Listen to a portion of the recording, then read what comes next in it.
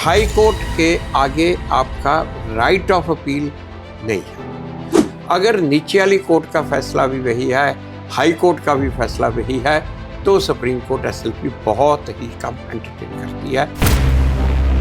इस सिस्टम में से एक कड़ी को उठा के उसको पॉलिश कर करके कहो जी बाकी सारा सिस्टम गंदा रहे, ये चमक जाए, वो बस नहीं।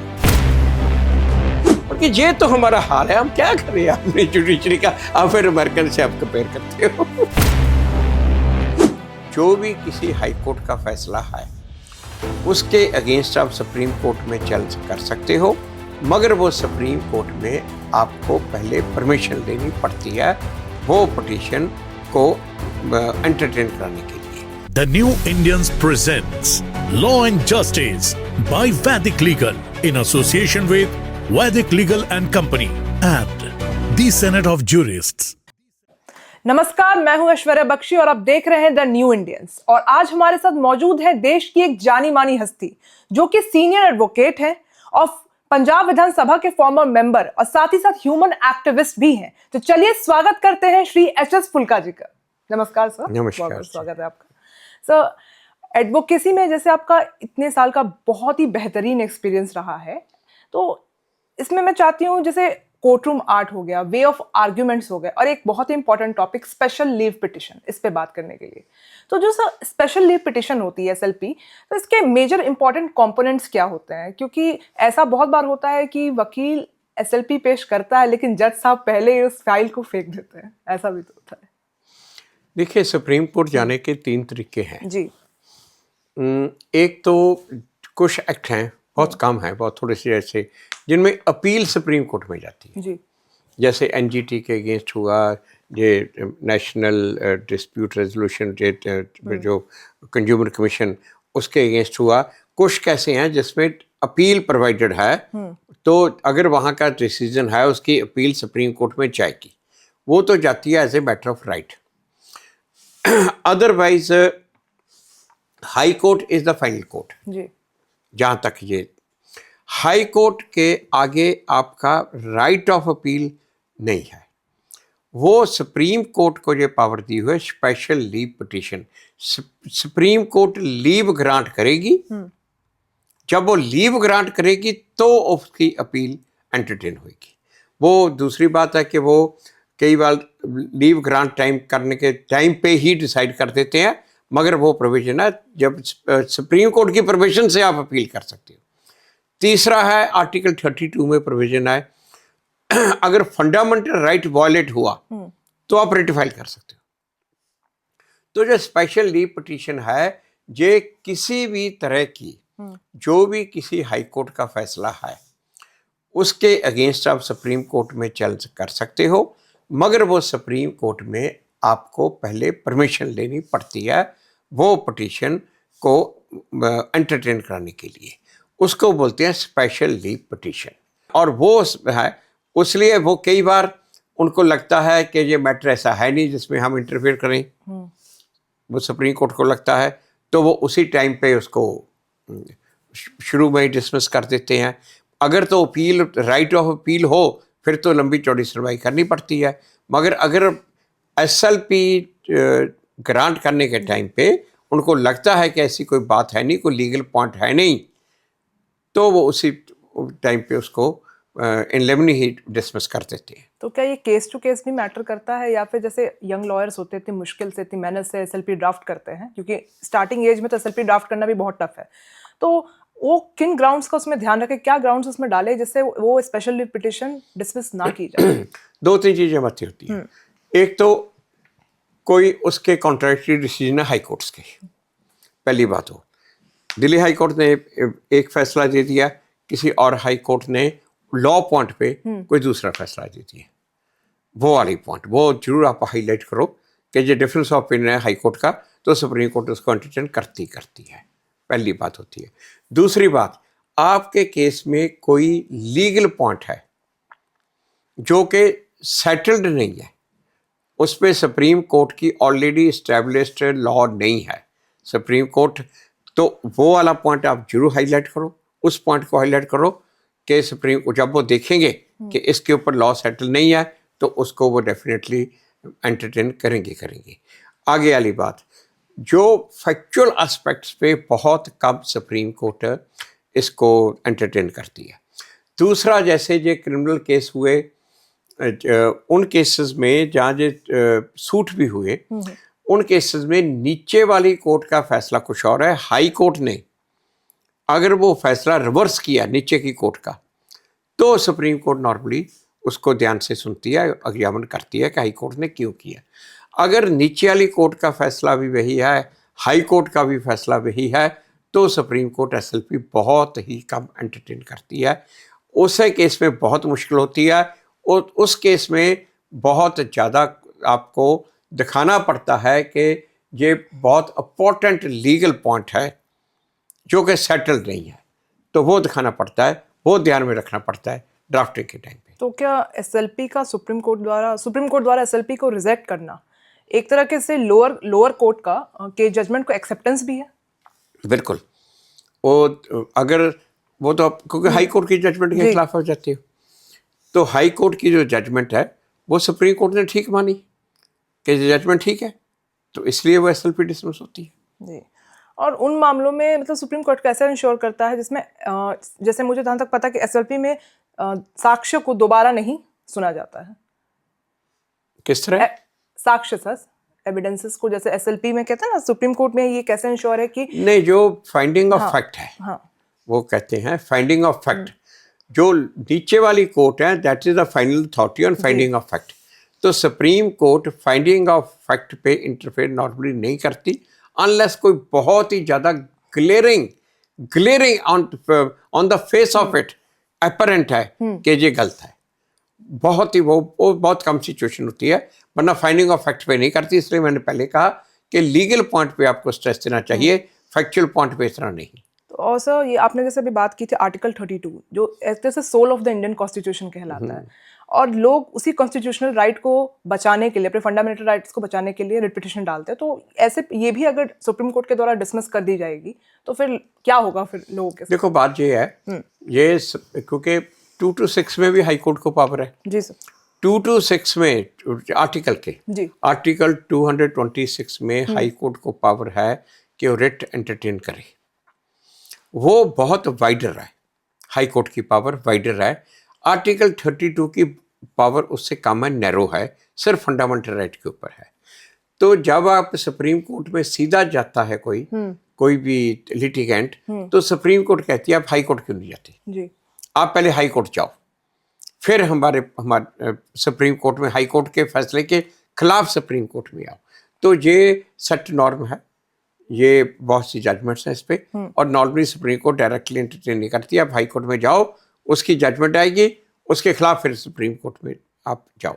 मगर अगर वो इंटर स्टेट डिस्प्यूट है, कई स्टेट्स में है, जैसे दिल्ली भी है, राजस्थान में भी है, मध्य प्रदेश में भी है, अगर वो इशू ऐसा है जो कई स्टेट्स में है, तो आप आर्टिकल 32 में सीधा जा सकते हो, नंबर 1।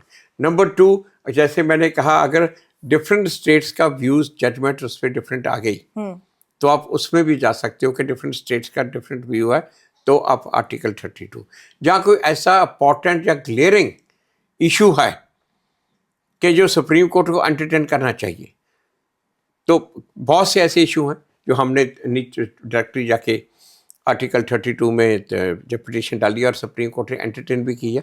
जैसे पीछे से जो यूपी का केस था ललितपुर में, वो एक 13 साल की लड़की थी, उसके साथ गैंग रेप हुआ, और उसके बाद जो पुलिस स्टेशन में गई, उस एसएचओ ने फिर उसको रेप किया। तो वो जो इशू था वो हम सुप्रीम कोर्ट लेके गए डायरेक्टली, तो सुप्रीम कोर्ट ने उसको एंटरटेन किया और उस पर ऑर्डर्स पास किए। जो इस तरह के बहुत ही ग्लेयरिंग केस होते हैं, तो उनमें भी ये सुप्रीम कोर्ट एंटरटेन करती है। अपार्ट फ्रॉम ऐसे मतलब हीनियस क्राइम्स के अलावा सुप्रीम कोर्ट, हीनियस क्राइम में आप थोड़ा सा उसमें ये दिखाना पड़ता है कि आप हाई कोर्ट क्यों नहीं जा सकते। जी, एक तो हमने उसको उसमें क्या किया, ट्रांसफर ऑफ ट्रायल तो दिल्ली मांगा। कोई भी बार कॉन्शियस बनना जी कहेंगे जी यूपी में जाओ, और यूपी में वो क्योंकि पुलिस खुद इन्वॉल्व थी, तो थोड़ा सा वो उस पुलिस वाले को एसएचओ को प्रोटेक्ट करने के लिए थोड़ी सी उनकी सिंपैथी थी उस तरफ, तो इसलिए हमने कहा कि सुप्रीम कोर्ट में फाइल की जाए।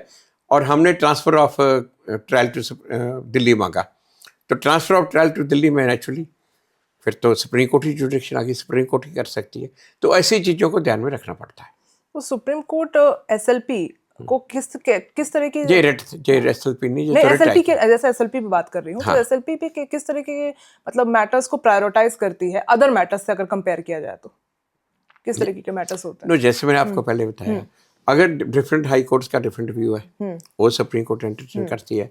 लीगल पॉइंट है जो सेटल नहीं है वो सुप्रीम कोर्ट उसको एंटरटेन करती है। तो ये वाले और कोई बहुत ही ज़्यादा ग्लेयरिंग मिस्टेक आपने पॉइंट आउट कर दी कि हाई कोर्ट की बहुत ही ज़्यादा ग्लेयरिंग मिस्टेक है तो उसमें एंटरटेन करती है। तो इस तरह से जैसे हमने पीछे से एसएलपी डाली, ये कुछ केस थे बच्चों के केस थे, तो वो माइनर का रेप हुआ तो हाई कोर्ट ने सबको बेल दे दी, तो वो आके सुप्रीम कोर्ट ने चैलेंज की, वो एसएलपी आई थी है, सुप्रीम कोर्ट में चैलेंज की, सुप्रीम कोर्ट ने जो एक एक्यूज की बेल कैंसिल की, दूसरों को भी हाई कोर्ट ने दे दी थी, तो उसको भी हमने आके चैलेंज किया सुप्रीम कोर्ट, वो भी एसएलपी थी कि जी जो मेन मैटर था जिसमें दिया तो वो दूसरे सबको उसी बेसिस पे बेल दे दी पैरिटी पे, तो उसको भी चैलेंज किया।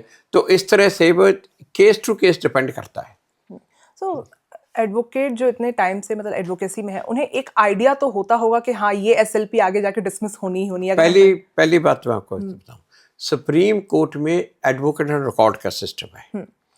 जो एडवोकेट और रिकॉर्ड का एग्जाम होता है वो एग्जाम जो क्लियर करते हैं सिर्फ वही एडवोकेट वहाँ पे रजिस्टर होते हैं एडवोकेट ऑन रिकॉर्ड, और सिर्फ वही एडवोकेट फाइल कर सकते हैं।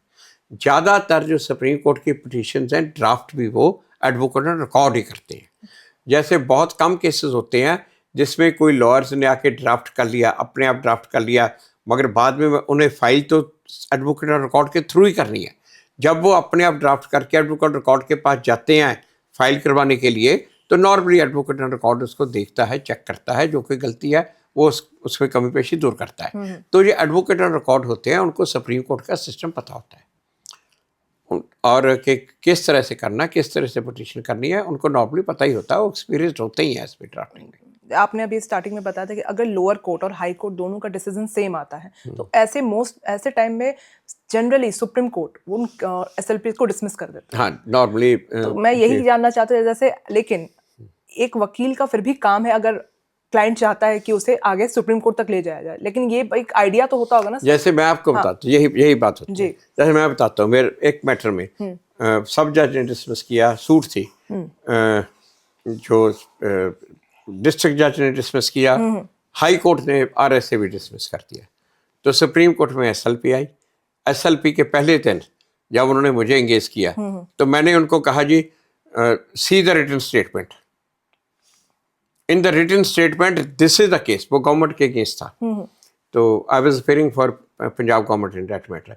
आई said in the written statement this is what the plea has been taken and this has not been dealt with by any court. एकदम उन्होंने इस पर एडमिट एंड स्टे उसी टाइम।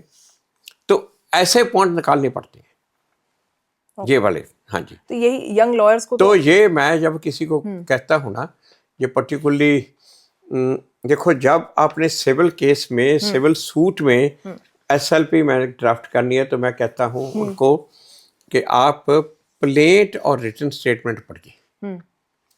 पहले केस क्या था, ओरिजिनल साइड पे केस क्या था, प्लेंट और रिटन स्टेटमेंट पढ़िए। प्लेंट और रिटन स्टेटमेंट पढ़ के फिर आप जजमेंट पढ़िए कि ये जो प्ली है आपका अगर आप डिफेंडर की तरफ से हो, आपने डिफेंस में क्या कहा है, अपनी रिटन स्टेटमेंट में क्या कहा है, और उस प्ली को कोर्ट ने कैसे डील किया है, कैसे रिजेक्ट किया।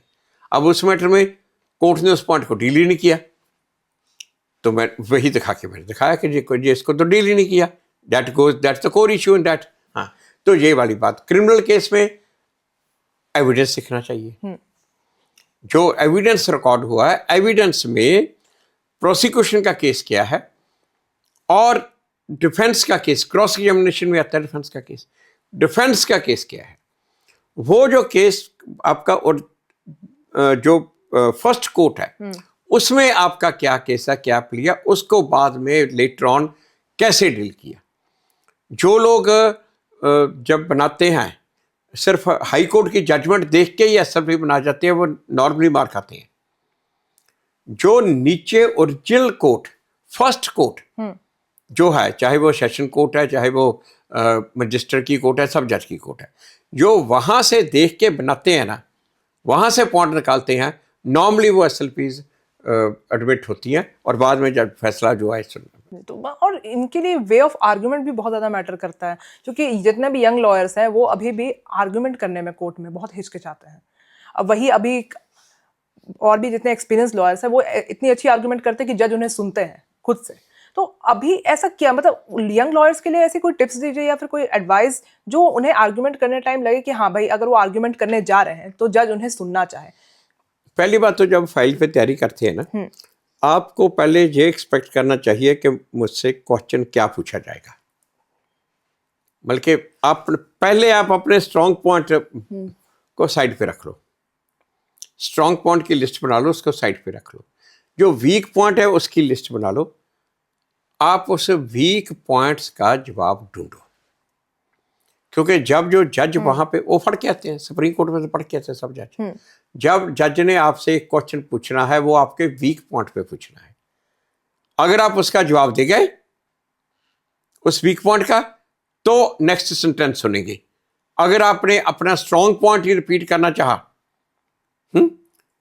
तो फिर नहीं वो सुनते, क्योंकि आपको जो आपका वीक पॉइंट है आपको वो मीट करना है, सिर्फ स्ट्रॉन्ग पॉइंट पे हैमर नहीं करना, वो उसका जवाब ढूंढो। इसीलिए मैं तो जो भी यंग लॉयर कोई आते हैं, जो मैं तो उनको ये कहता हूं कि लिस्ट बना लो, ये आपके वीक पॉइंट है, उनका जवाब तैयार रखो, स्ट्रॉन्ग पॉइंट को साइड पे रख दो।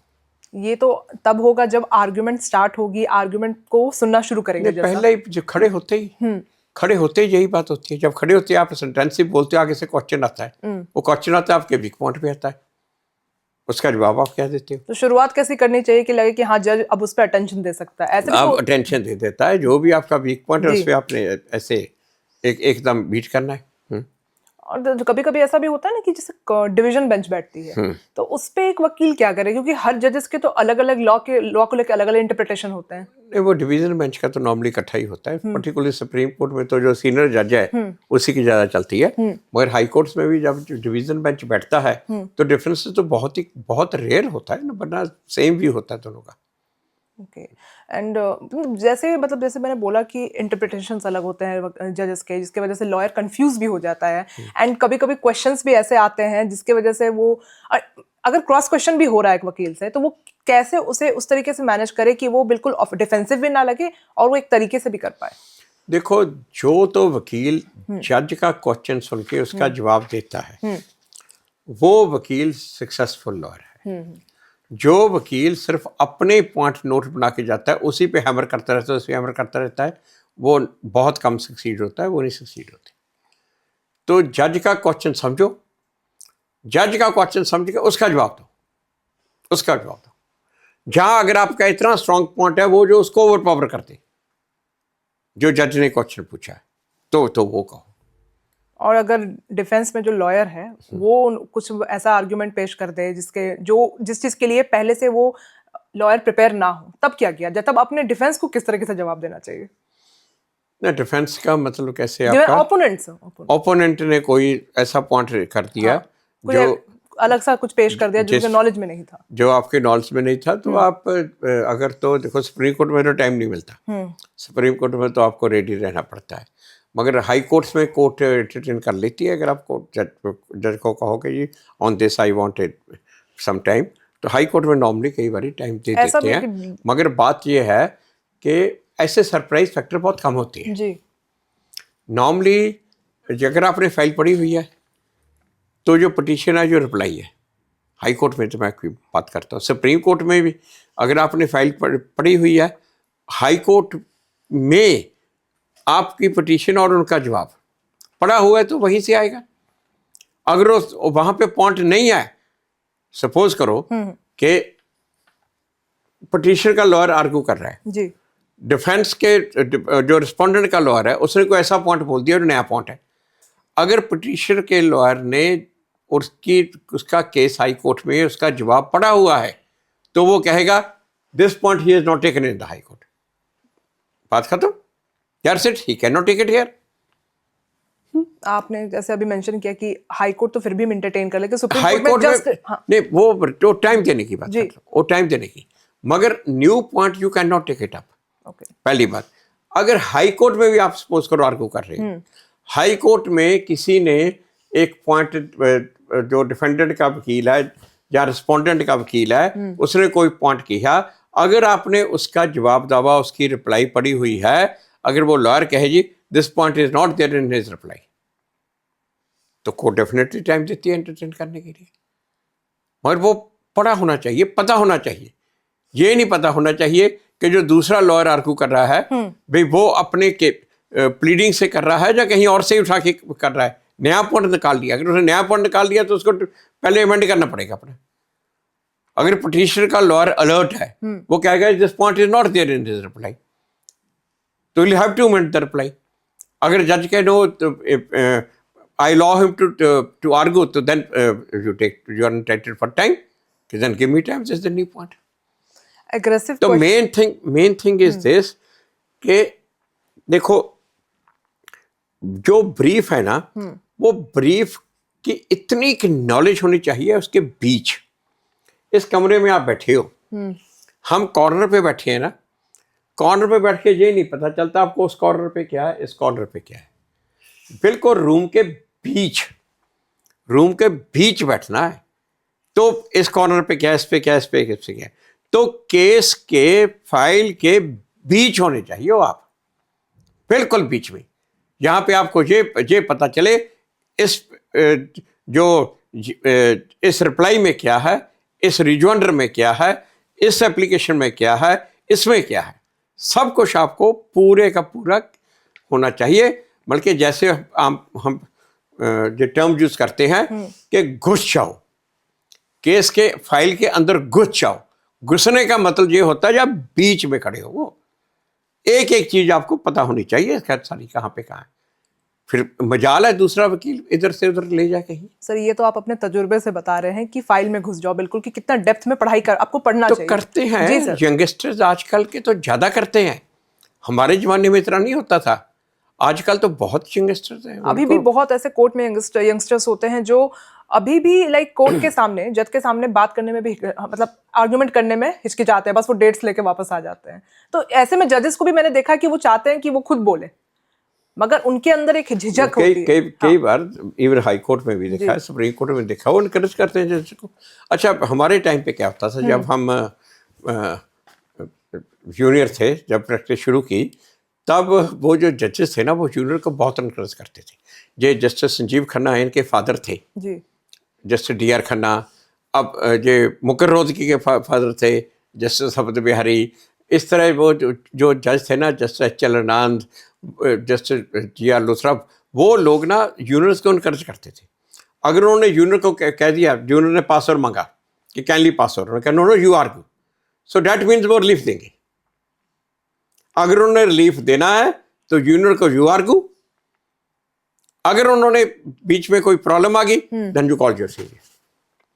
ये करते थे। मेरे साथ हुआ जैसे डी आर खन्ना के आगे मैं केस आर्ग्यू कर रहा था, अभी मेरा ख्याल है मुझे 1 महीना ही हुआ था लाइसेंस मेरे, बिल्कुल शुरुआत थी। हाँ जी, मैंने जाके पासवर्ड मांगा, he said no no you argue, I have seen you, you can do it. तो मैंने आर्ग्यू करना शुरू करके, मेरा सीनियर आ गया, कहते sit down, this young boy is doing very well.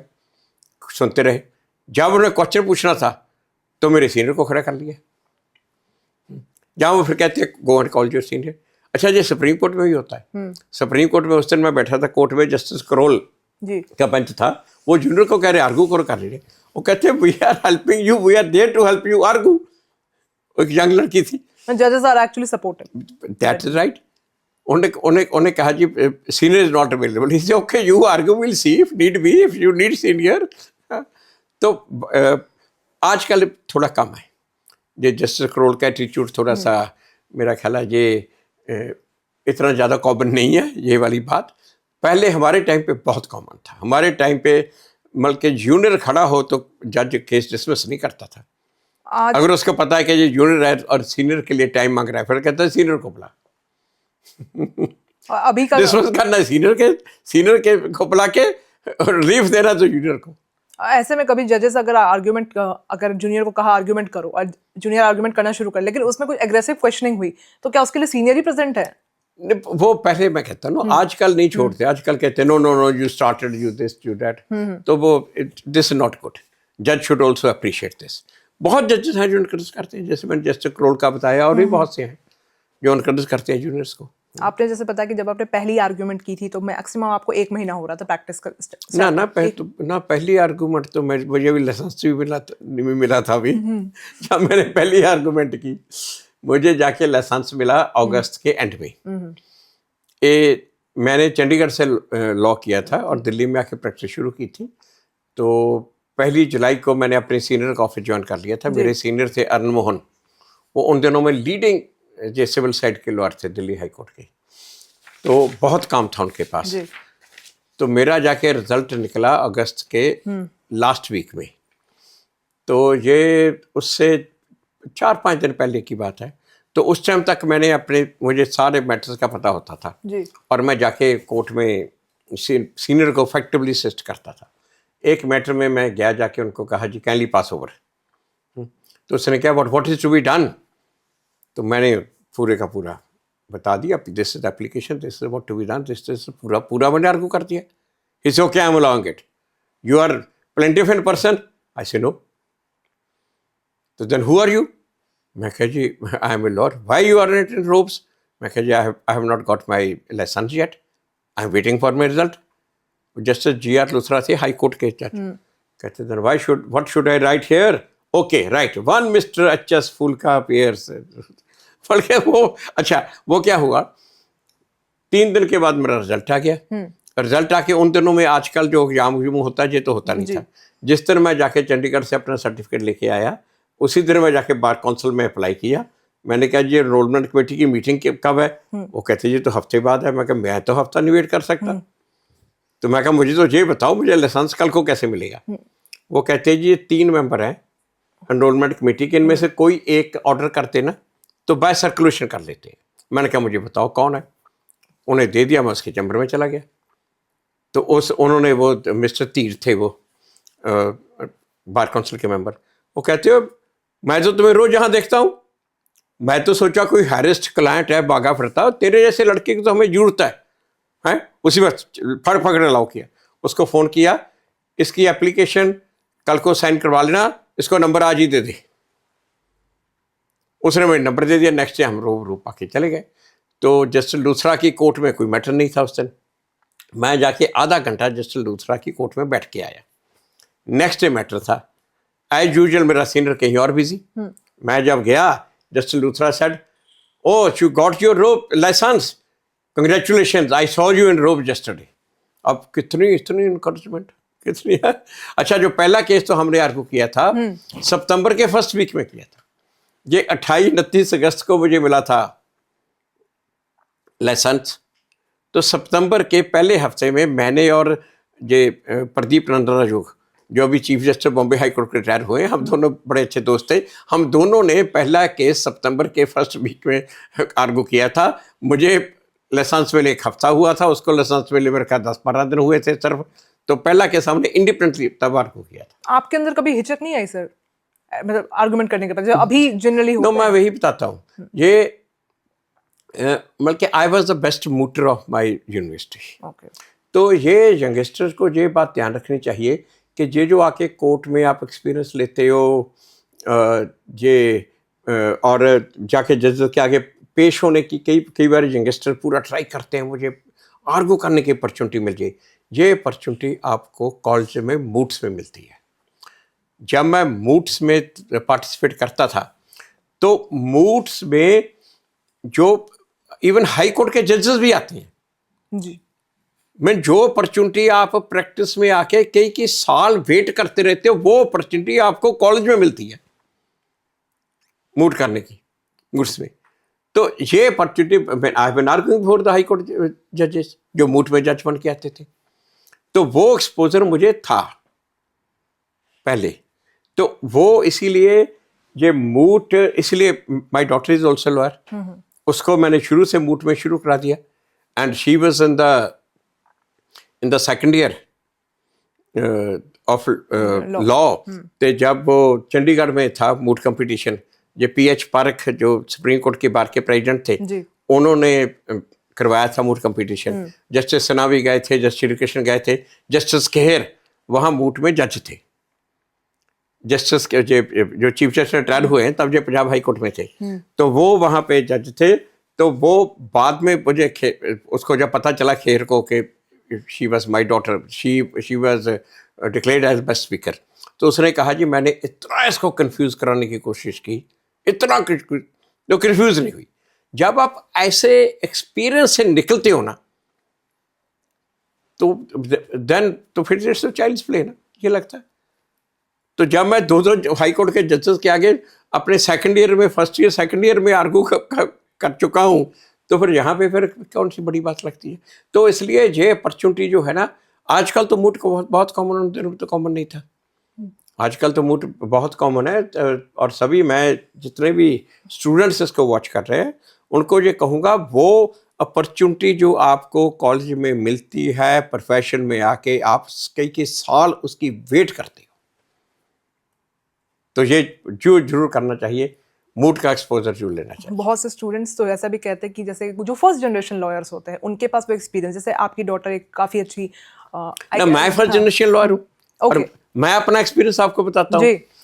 उन दिनों में मूट फाइनल ईयर में होता था, वो 3 इयर्स का लॉ था, 3 साल का होता था। फाइनल ईयर में मूट होता था, फाइनल ईयर में जाके पार्टिसिपेट करते थे। तो जब मैं भी लॉ मैंने ज्वाइन ही किया था तो फर्स्ट सेमेस्टर में ही मूट कंपटीशन था, वो मैंने जाके वहाँ पार्टिसिपेट कर लिया। मुझे कोई पता नहीं कैसे करना, कैसे नहीं आर्गू करना। तो वो जब मैंने अपने अगेंस्ट ही जजमेंट साइड कर दी, तो मैं लाइब्रेरी में बैठ के तैयारी करता था मूट की। तो ये जस्टिस खेर तब वहाँ पे LLM का डेजिग्नेशन लिख रहे थे, Jagdish Singh Kher chief justice retire हुए हैं।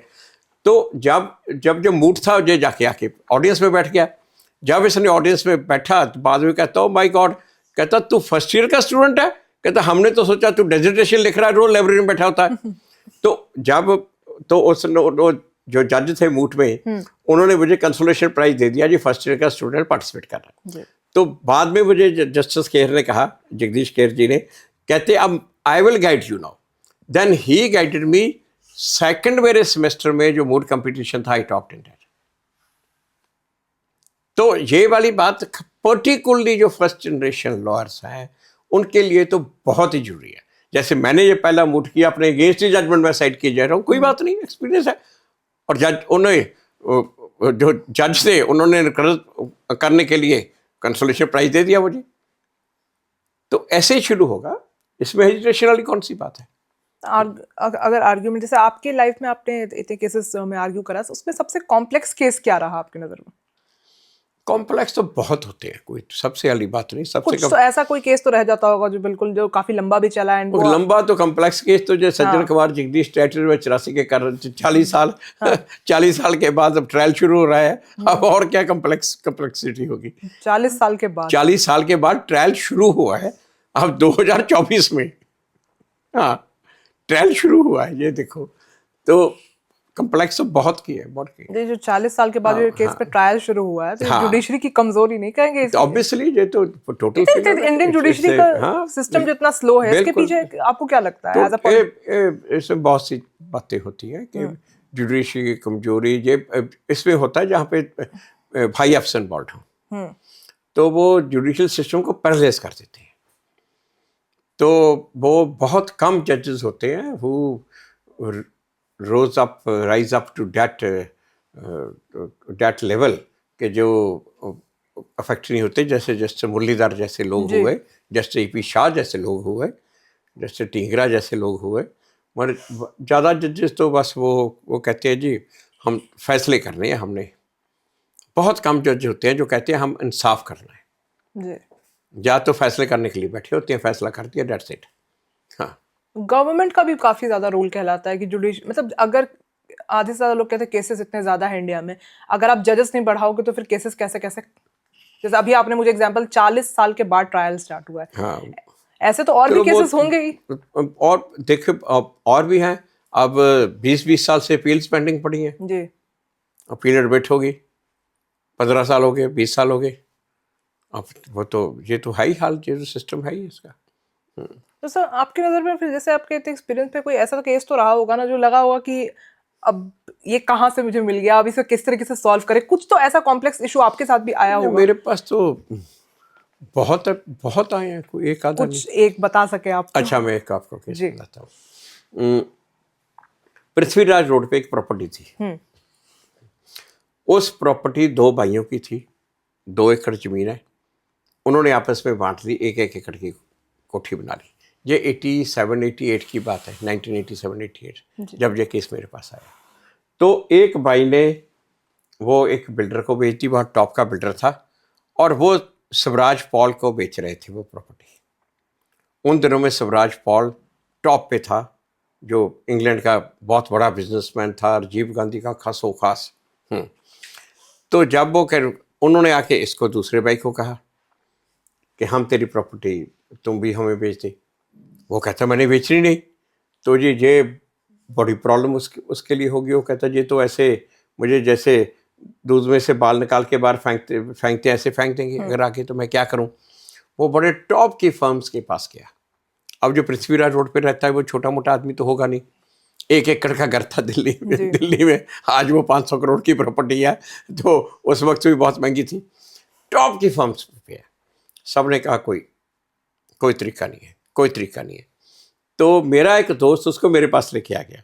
तो उसने सोचा यार मैं जो इतने सीनियर एडवोकेट के पास गया हूँ, टॉप के लॉर्ड्स के पास गया हूँ, वो क्या था, उन दोनों 2 कोठियाँ थी और दोनों भाइयों ने बीच में दीवार निकाली हुई थी और उसका नंबर A एंड B था। तो जिसके पास भी जाए तो वो सभी कहें कि आपने तो ऑलरेडी डिवाइड की है, वो अपना B बेच रहा है, तुम्हारा A है, तो तुम कैसे रोक सकते हो उसको बेचने। सब ने ये कह दिया। तो वो जब वो मेरे पास लेके आया, वो हंसे कि ये मेरा तो उस वक्त 7-8 साल का एक्सपीरियंस था सारा, कोई हंसे किसके पास लेके आ गया। मैंने बड़ा काम किया, दिन रात सोचते रहना। अच्छा एक बात मैं और बताऊं, जब ये कम्प्लेक्स केस है ना यूनियन लॉर्ड्स को, अपने माइंड में रखो, फाइल पढ़ के उसको बंद कर दो, उस पर सोचते रहो, उसके ऊपर सोचते रहो। जो मैं कहता हूँ ना, बीच में खड़े होना, बीच में तब खड़े होते हो जब आप हर टाइम अपने माइंड के मुकेश चलता है। हाँ, तो मैं गाड़ी जब ड्राइव कर रहा था ना, तो ड्राइव करते मेरे मन में पॉइंट आया, मैं कहा ओ तेरी, इतना इजी सोल्यूशन हम भूल गए। तो उसमें क्या, जो लीज डीड में ये क्लॉज थी कि to sell a part you need to take the permission of LNTO। सारी प्रॉपर्टी आप बेच सकते हो, but to sell a part you need the permission of LNTO। वो ये कह रहा था सबके पास कि जो मेरा कंसेंट लेके बेचिए, मेरे कंसेंट के बिना बेच नहीं सकता।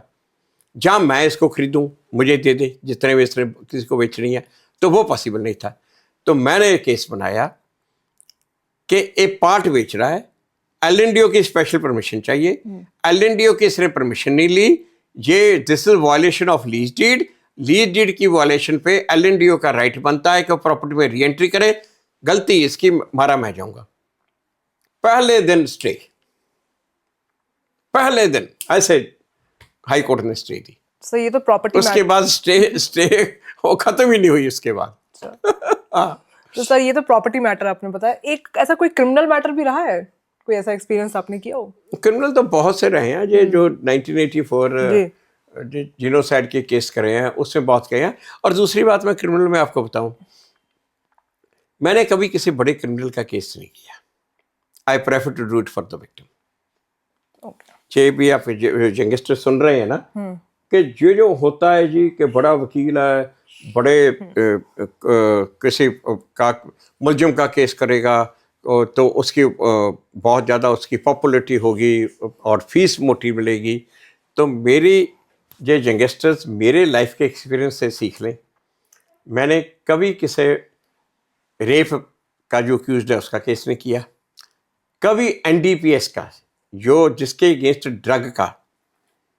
ड्रग्स का कोई भी एलिगेशन है, मैंने उस अक्यूज का केस नहीं किया कभी भी अपनी लाइफ में, कभी नहीं किया। एक केस मैंने गलती से ले लिया था क्योंकि उन्होंने कहा कि जी नहीं, इसको तो बिल्कुल गलत फंसाया है, बिल्कुल गलत फंसाया है। तो मैं जब सुप्रीम कोर्ट में केस लेके खड़ा, वो जस्टिस मेरे ख्याल शायद सब्य सचिव मुखर्जी से कौन से, मैं जान नहीं, वो कहते यू आर डिफेंडिंग हिम, बल्कि मैं वहीं पानी पानी हो गया अपना इमेज, अपना रेपुटेशन मैं वहीं पानी पानी हो गया। अच्छा, ये वाली बात। अब आम लोग कहते हैं जी अगर आप ये नहीं करोगे तो आप पैसे कहाँ से कमाओगे, देखो सब कुछ है। हाँ, और दूसरी बात, मैंने इतने प्रो बोनो केसेस किए हैं, इतने प्रो बोनो केसेस किए हैं। और एक बात ये यंगस्टर्स ये ध्यान से सुने, मेरे एक्सपीरियंस से pro bono cases pay you, it pay you in its own way. पहली बात तो I am a strong believer in God.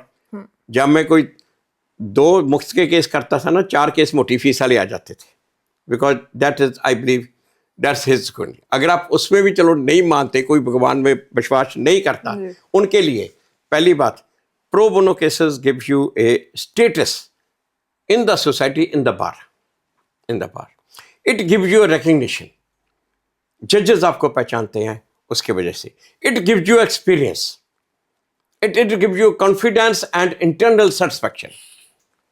वो बातें जो चीज आप लाखों रुपए खरीद के खर्च के नहीं ले सकते, वो आपको प्रो बोनो देती है। अब मुझे 25 साल हो गए सीनियर डेजिग्नेट हुए, तो I was just 44 years old जब मैं सीनियर डेजिग्नेट हुआ। और मेरे साथ कौन हुआ, 60 साल मेरे से 15 साल बड़े बार काउंसिल के चेयरमैन, वो मेरे साथ हुए। मेरे से 10 साल बड़े बार एसोसिएशन के प्रेसिडेंट, वो मेरे साथ हुए। तो it all I owe to this pro bono work. मतलब प्रो बोनो मैं सिर्फ 84 रेड विक्टिम्स का नहीं करता था, प्रो बोनो मैंने बच्चों के, बल्कि जे चाइल्ड राइट में मैक्सिमम जो सुप्रीम कोर्ट की जजमेंट्स हैं, किसी लॉयर में आप देखो तो सबसे ज्यादा मैंने किए हुए हैं केसेस। आप ऐसी एडवाइस देंगे तो फिर तो एक्यूज के तो कोई केसेस ही लेना बंद कर देंगे आगे के लिए। नहीं, बात ये ना, एक्यूज के करने वाले बहुत है ना। हाँ। तो ये जो विक्टिम्स हैं, आप विक्टिम्स का देखिए ना। आप we always talk about the rights of the accused, court में बड़े बड़े वकील होते हैं, what about the right of the victim जी जस्टिस। हम जो बड़े, देखो एक बात है, ये जो 2 प्रोफेशन है, इनको नोबल प्रोफेशन क्यों कहते हैं, डॉक्टर प्रोफेशन और लॉयर प्रोफेशन। इस प्रोफेशन में, लॉयर प्रोफेशन में जितनी आपको सेटिस्फेक्शन मिलती है, मेंटल सेटिस्फेक्शन मिलती है, अपने आप में खुशी मिलती है, किसी को इंसाफ दिलवा के, किसी गरीब को इंसाफ दिलवा के, किसी और प्रोफेशन में नहीं मिलती होगी। तो ये बात ये ध्यान में रखनी चाहिए कि ये जो आप कहते हो कि जो नॉर्मली कि जी फ्री के केस वाले, वो ये जो आपने फ्री के केस किए हैं, किसी गरीबों के केस किए हैं, किसी गरीब को इंसाफ दिलवाया है, वो आपको शायद किसी भी पेड केस से ज़्यादा पे करे, मतलब तरीका डिफरेंट है पेमेंट का। एक्यूज्ड के केसेस जो लेते हैं एडवोकेट्स, उनके भी तो लाइक एथिकल स्टैंडर्ड्स पे क्वेश्चन उठाए जाते हैं। जैसे जो रेप केसेस में जो एक्यूज का सपोर्ट करते हैं, उनके लिए भी सवाल देखो उनके लिए वो प्रोफेशनल ड्यूटी है, अनलेस के आप एविडेंस के साथ करो, मैं उनको नहीं एक्यूज करूंगा जी। तो अनलेस के आप एविडेंस को मैनिपुलेट करो, एक करो वो करो, वरना प्रोफेशनल ड्यूटी करते हैं वो अपनी। जो लेकिन हाँ, अगर जैसे क्रिमिनल केसेस में बेल की बात आती है, तो बेल में जो आर्ग्यूमेंट्स होते हैं, उसमें एक लॉयर को क्या आर्ग्यू करना चाहिए और क्या उसमें नहीं करना चाहिए बेल लेने के लिए, जिससे उसे बेल अप्लाई करने में आसानी हो। It all depends case to case, कोई जनरल रूल नहीं है, सब केस के फैक्ट्स के ऊपर डिपेंड करता है। इसमें तो ऐसी कोई जनरल रूल नहीं है कि ये काबिलियत इसमें मतलब ऐसे कुछ भी नहीं है। द ओनली पॉइंट इज कि वो यही मैं कहा ना, अगर आपकी तैयारी पूरी है, अगर आपने सारे का सारा केस पढ़ा हुआ है, अच्छी तरह पढ़ा हुआ है, उसमें से आप बेस्ट पॉइंट निकालते हो और एक पॉइंट निकालते हो, वो 1 या 2 पॉइंट है, कहानी जज को नहीं इम्प्रेस करेगी, वो 1 या 2 पॉइंट जो आपने निकाले हैं वो जज को इम्प्रेस करेंगे। तो सर मुझे एक सवाल आपसे ज़रूर पूछना है, लेकिन आखिर आपने जो ये आपने ऐसे कहा कि मैंने कभी भी रेप लाइक एक्यूज के केसेस नहीं लिए, कभी भी किसी क्रिमिनल का इस तरीके से, ये आपने पहले ही सोचा था या फिर बाद में आपको ऐसे ही, मतलब कुछ तो होगा ना इसके पीछे वजह? नहीं, देखो थोड़ी सी नेचर तो इंसान की पहले शुरू से होती है। मैं शुरू में ही इस तरह का था, कॉलेज में भी इस तरह का था, यूनिवर्सिटी में भी इस तरह का था, मगर मैंने कुछ सोचा नहीं था जैसे जब मैं ज़्यादा ये 84 विक्टिम्स के केसेस करने लग गया, और तो मेरी इन लोगों के साथ बड़ी क्लोज एसोसिएशन रही, जैसे तारकुंडे, सोली सराब जी और सुरेश मलिक थे हाई कोर्ट में, इन लोगों के साथ रही, तो मैं इनका ये लोग ना बहुत ज़्यादा प्रो बोनो वर्क बहुत करते थे, खुद बहुत करते थे प्रो बोनो वर्क, तो उनका मेरे ऊपर काफ़ी इन्फ्लुएंस रहा है इस बात के लिए। ओके। और सर कभी ऐसा भी तो हुआ होगा ना कि कभी कोई क्रिमिनल केस के साइड, जो अक्यूज के साइड से आपको अच्छी फीस भी ऑफर हुई होगी, मगर आप हाँ, मेरे साथ हुआ। कब की बात? मेरे ख्याल है 7-8 साल की पुरानी बात है। तो एक NDPS का केस था, मुझे किसी का पंजाब से फ़ोन आया जिसको आदमी को गलत फंसाया, तो वो आए मेरे पास, तो फीस दे गए, फीस भी जितनी मैंने मांगी उतनी फ़ीस दे दी उन्होंने। फीस दे के फाइल पकड़ा के जब गया तो बाहर मेरे क्लर्क को बोलता कि साहब को बोलना ध्यान से केस करें, अगर ये केस हो गया ना 7-8 केस और देंगे साहब को। तो मेरे क्लर्क ने आके मुझे बता दिया कि जी वो तो ये कह रहा है। मैं कहा उसको वापस बोला फाइल दे दे। कहता सर क्यों? मैं कहा इसका मतलब ये गैंग है, अगर 7-8 केसेस के और हैं इसका मतलब ये गैंग है, ये गलत नहीं फंसा। मैं कहा उसकी फीस वापस कर दे, उसको फाइल वापस कर दे। ये उसका एक बोलना भारी उसने फ़ोन करके उसको वापस बुला लिया, वापस बुला के उसको फ़ोन, वो कहता क्यों? वो कहता मुझे नहीं पता, बस सर ने कहा वापस। तो जिसने भेजा था मैंने उसको फ़ोन करके कहा कि तू कह रहा था इसको गलत फंसा दिया है, तो ये तो गैंग है, ऑब्वियसली 7-8 केस और हैं। तो इस तरह के थोड़े एक्सपीरियंस है, पर इस तरह के भी है। ओके। तो आखिरी में मैं आपसे पूछूंगी कि सर आप अमेरिकन लीगल सिस्टम और इंडियन लीगल सिस्टम को अगर कंपेयर करें तो आपका नजरिया क्या है इसके पीछे? नहीं एक मतलब कंपैरिजन आप क्या बात कर रहे हो? क्या कंपैरिजन? वो इसका सिस्टम का करना, सिस्टम ही बिल्कुल डिफरेंट है? आप अमेरिकन सिस्टम और है, हमारा सिस्टम और है, तो ये कंपैरिजन बनता ही नहीं है। ऐसा भी अभी तो जिनसे मैं देख रही हूँ जिस तरीके से अभी सोशल मीडिया से लेकर हर जगह, अभी एक और नया केस आया हुआ अतुल सुभाष का, एक सुसाइड केस चल रहा है जिसमें जज, एक तरीके से जुडिशरी फेलियर पे बात आ रही है कि जज भी उनकी बात नहीं सुन रहा है, बल्कि एलिमनी डिमांड हो रही है, प्लस और नहीं तो ब्राइबरी भी डिमांड कर रहे हैं जजेस। तो एक तरीके से ये इंडियन लीगल जुडिशरी सिस्टम का फेलियर ही तो है। देखो जजेस आसमान से तो नहीं पटकते ना, जजेस तो हमें से ही बनते हैं ना। अगर ये सिस्टम इतना करप्ट है कि जहाँ पे पॉलिटिशियन इतने करप्ट हैं, जहाँ पे उन्होंने जजेस की प्रमोशन के लिए भी उन्होंने देखना है कि हमें इसने हमारी मानी नहीं मानी, हमारे फेवर में कितनी जजमेंट दी, क्या किया क्या नहीं किया, तो जजेस भी तो यहीं से उठते हैं ना, यहीं से निकलते हैं। हम कहें जी जजेस ऊपर से आ गए, वो तो फरिश्ते आ गए, और यहाँ पे तो बाकी तो सारे जो हालत है, तो उसी में से सिस्टम ओवरऑल सिस्टम के है। तो आप जुडिशियल सिस्टम को ओवरऑल सिस्टम से बाहर निकाल के नहीं दे सकते। आपको मतलब एग्जेक्टिव इतनी करप्ट है, ये लेजिस्लेचर पॉलिटिकल क्लास इतनी करप्ट है, तो जजेस में भी होगी, पर जजेस are much better than them. उन दोनों को, इसके साथ जजेस को कंपेयर कर लो, फिर करो। अगर आप अकेले जजेस को आइसोलेशन में देखते हो और उनको देखते हो तो फरिश्ते आ गए, तो वो तो नहीं ना एक्सपेक्ट कर सकते आप।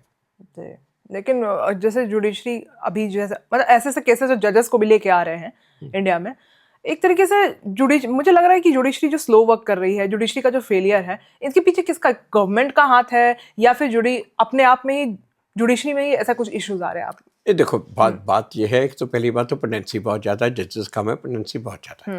सबसे बड़ी, मैं अगर अमेरिका से कंपेयर करूँ सबसे बड़ी बात यही बात आती है ना, बहुत ठीक है।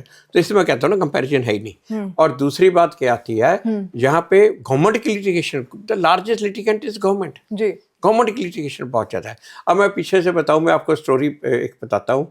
ये कल परसों ही मेरे पास कोई आके बैठे थे, एक मैं नाम नहीं बोलूँगा, कारगिल के बार में एक मेजर के ग्रेनेड लगा, उसकी टांग कट गई पूरी, और उसके अंदर छाती में उसके 76 पैलेट्स हैं। अच्छा, पैलेट्स हैं उसकी छाती में। उसको डिक्लेयर डेड कर दिया, और बाई चांस जब मॉर्चरी में लेके गए तो उसने देखा कि इसका अंगूठा हिल रहा है। 2 साल वो बेड पे रहा। बेड के बाद डॉक्टर ने डिक्लेयर कर दिया कि जी ये he will remain on bed, he will not gate, can not work. उसके बाद अब उसकी जब पेंशन की बारी आई तो उसको पेंशन कहते हैं जी ये तो वॉर तो थी नहीं, उसको 30% पेंशन दी। अब वो आदमी को आप इमेजिन, वो बेड पे है, कुछ कर नहीं सकता, 30% पेंशन, और उसको जब कंपनसेशन ये जो देते हैं स्टेट्स वाले कि किसी को फौजी को चोट लगे, वो उसको जब कंपनसेशन लेने के लिए है, वो पंजाब में था, कहते जी तुमने तो फार्म यूपी से भरा था, वहाँ जाओ। वो यूपी में गए, यूपी में कहते जी तुमने तो फार्म भरा था, वो तो वहाँ रुद्रपुर में था, उधम सिंह नगर, उत्तराखंड स्टेट बन गया, वहाँ जाओ। वो उत्तराखंड में गए, उत्तराखंड में कहते जी फार्म भरा था, मैं रिकॉर्ड लूट रहे हैं। 6 महीने के बाद कहते हाँ भरा तो था, अपन टाइटल तो हो, पर हमारे पास तो पैसे नहीं, हम कहाँ से दें। बल्कि इस तरह का जो हाल होता है, वो क्या हुआ उसके बाद उन्होंने ये, उनको गुस्सा बहुत आया। उसने कहीं टीवी में देखा कि एक अमेरिका में किसी सोल्जर के इसी तरह टंग कट गई, तो वो सोल्जर ने भागना शुरू किया। इसको इतना गुस्सा आया, इसने अपनी जयपुर लेग लगा के भागना शुरू कर दिया। और जयपुर लेग होती है चलने के लिए, भागने के लिए तो होती नहीं। कहते लहू लुहान हो जाए, बुरा हाल हो जाए। तो किसी ने सोशल मीडिया में इसकी वीडियो बना के डाल दी। जब वीडियो बना के डाली तो वो थोड़ा सा पॉपुलर हो गया, थोड़ा ज़्यादा हो गया। तो उस वक्त ये मनोहर पारिकर ये थे डिफेंस मिनिस्टर, तो उन्होंने इसकी वीडियो देख ली, उन्होंने इसको डायरेक्टली फ़ोन किया, कहा ये क्या। उसने जाके 100% इसको पेंशन दिलवाई, और उसके बाद उसने जाके एक कमेटी कॉन्स्टिट्यूट कराई, प्राइम मिनिस्टर से कॉन्स्टिट्यूट करवाई, how to reduce litigation in the army from of soldiers. अब जहाँ जे तक हमारा हाल है, वैसे तो हम हमारे फौजी ये हाल ये करते हैं। तो एक कमेटी कॉन्स्टिट्यूट की, इसको उस कमेटी में बनाया, तो कि जो हमारे फौजी हैं, जब उनकी लिटिगेशन, अब इमेजिन ये देश के लिए यह हाल हुआ, जहाँ कहते हैं ये तो वार नहीं थी है। अच्छा, एक बात और मुझे उन्होंने क्या बताई कि जी वो जब इसकी पेंशन का केस चल रहा था, वो मेरा ख्याल आर्मी ट्रिब्यूनल होगी शायद, ये जो उसमें जब ये केस चल रहा था, कहते केस में पेंशन वाले आए, कहते जी हमने मेडिकल रिकॉर्ड मंगाया है, वो एक्सरे ठीक नहीं है, हमने दूसरी बार मंगाया, दूसरी बार एक्सरे मंगा लिया, दूसरी बार फिर कहते कि जो एक्सरे ठीक नहीं आया, हमने तीसरी बार मंगाया, तीसरी डेट। इसने जज साहब को कहा जी जज साहब आप पूछिए तो सही ना एक्सरे में प्रॉब्लम क्या है। वो कहते जी एक्सरे बड़ा जे हेजी सा है, इसमें स्पॉट हैं। उसने उस जज को कहा जज साहब मेरे 36 पैलेट थे, 3 निकले हैं, 73 मेरे अंदर हैं। अरे वो है एक्सरे में, ये जो डेट पे डेट लिए जा रहे एक्सरे ठीक नहीं आया। बल्कि ये तो हमारा हाल है, हम क्या करें अपनी जुडिशरी का। आप फिर अमेरिकन से आप कंपेयर करते हो। मतलब ये तो फिर वही बात है, जस्टिस डिले हुआ लेकिन डिनाई नहीं हुआ एक तरीके से। हाँ, ये मेजर डीपी सिंह है, ये उनका केस है। मुझे 2 दिन पहले ये कोई सुना के गया ये सारी स्टोरी। अब देखो ये हमारा हाल है। तो इस तरह सबसे बड़ी लिटिगेंट तो गवर्नमेंट है। तो अगर गवर्नमेंट सुधर जाए, गवर्नमेंट के ऑफिसर सुधर जाए, तो लिटिगेशन आती रह जाएगी। आप तो अपोजिशन लीडर भी रहे हैं, तो आप ज्यादा बेहतर बता पाएंगे कि ऐसा कुछ। तो मुझे तो पता है ना वहाँ पे हाल क्या होता है ना, इसलिए मैं आपको बता रहा हूँ। मैंने वो भी सिस्टम देखा ना उस तरफ वाला, इसलिए मैं आपको बता रहा हूँ। लेकिन आपने अभी जो लाइन बोली गवर्नमेंट सुधर जाइए, कभी होने की चीज है। नहीं, वो तो बात वही है ना, फिर वो सिस्टम, ओवरऑल सिस्टम को सुधारने की बात है। आप एक सिस्टम में से एक कड़ी को उठा के उसको पॉलिश करके कहो जी बाकी सारा सिस्टम गंदा रहे, ये चमक जाए, वो पॉसिबल नहीं है। लेकिन सर आपके नज़र में आगे जुडिशरी में रिफॉर्मेशन क्या आने चाहिए, ये बता दीजिए। देखो रिफॉर्मेशन, पहली बात तो ये थोड़ी सी ये ज़्यादातर जजेस तो हैं जो काम करते हैं, कुछ के जज ऐसे हैं जिनकी अकाउंटेबिलिटी बहुत कम है, काम बहुत कम करते हैं, उन्हें सिर्फ अपने पॉइंट्स बनाने होते हैं, वो मिनिमम पॉइंट्स उनके होते हैं, इतने यूनिट्स आपके हैं, बस सिर्फ वहाँ तक हैं। वो थोड़ी सी जजेस की अकाउंटेबिलिटी और जजेस की डिस्पोजल के ऊपर ये थोड़ा सा ध्यान रखना चाहिए, और जजेस के जो नंबर भी इंक्रीज होना चाहिए। जब हम बात करते हैं तो जजेस का नंबर भी यहाँ पे इंक्रीज होना चाहिए, ये जरूरी है। Thank you so much sir, बहुत अच्छा लगा आपसे बात Thank you करके, so बहुत much. ही ज्यादा अच्छा इंटरव्यू था। मुझे लगता है अभी यंग जनरेशन को भी आपसे बहुत कुछ सीखने को मिलेगा। Thank you so much. नहीं, माय प्लेजर। हमें फॉलो, शेयर व लाइक करना न भूलें और लेटेस्ट न्यूज अपडेट्स के लिए नोटिफिकेशन जरूर ऑन कर लें।